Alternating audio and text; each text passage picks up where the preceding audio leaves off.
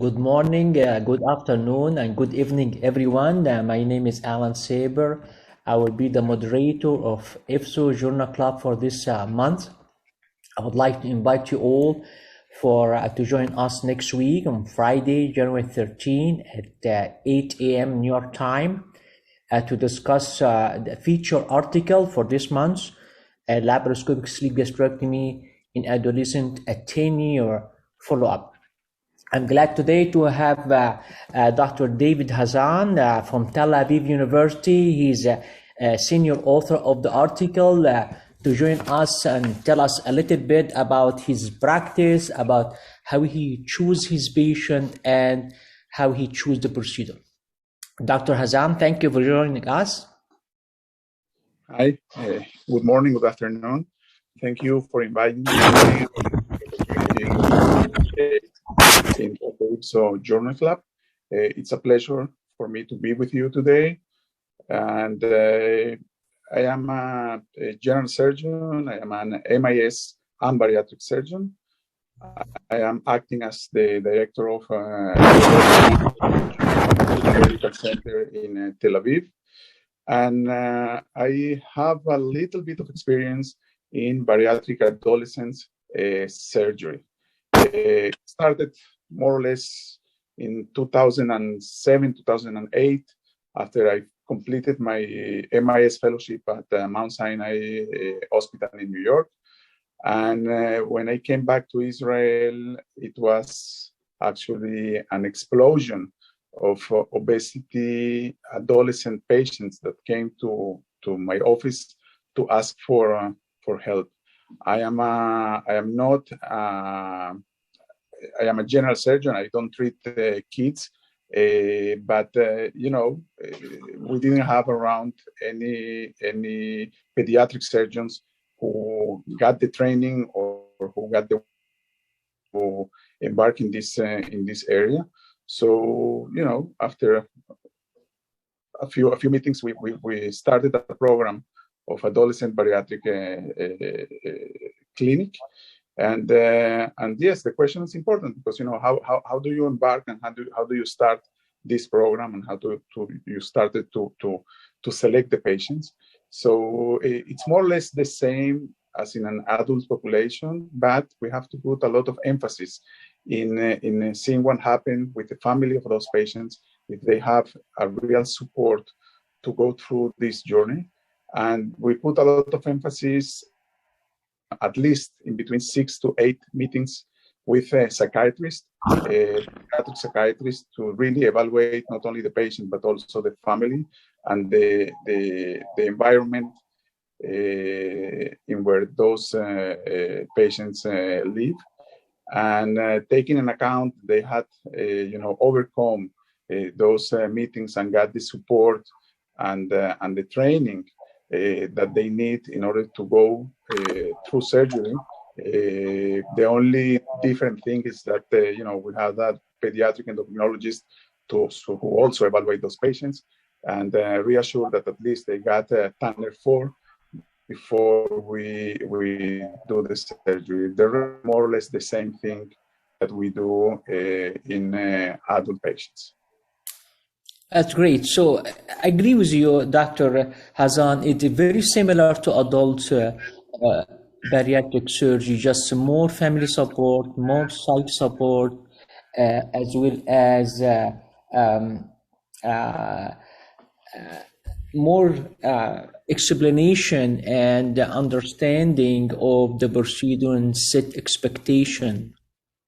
And also we're seeing the new Xxxvii Ifso and ASMBS guideline for update of bariatric surgery guideline. And what I see, there are more broad indication for bariatric surgery and shrinking list of contraindication.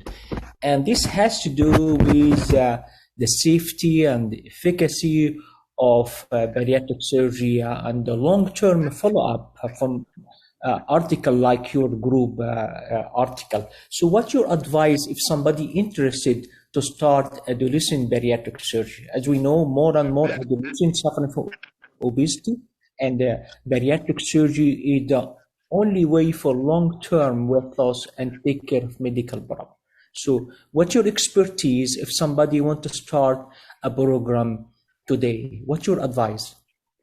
First of all, you need to do the basic and the same thing that you do in adult bariatric clinics or centers, but you need to be able to offer a real social worker team that actually will take those patients a few months before surgery and continue with them after surgery. I think that this is the key point. Okay, you need to have a pediatrician, preferably an endocrinologist pediatrician.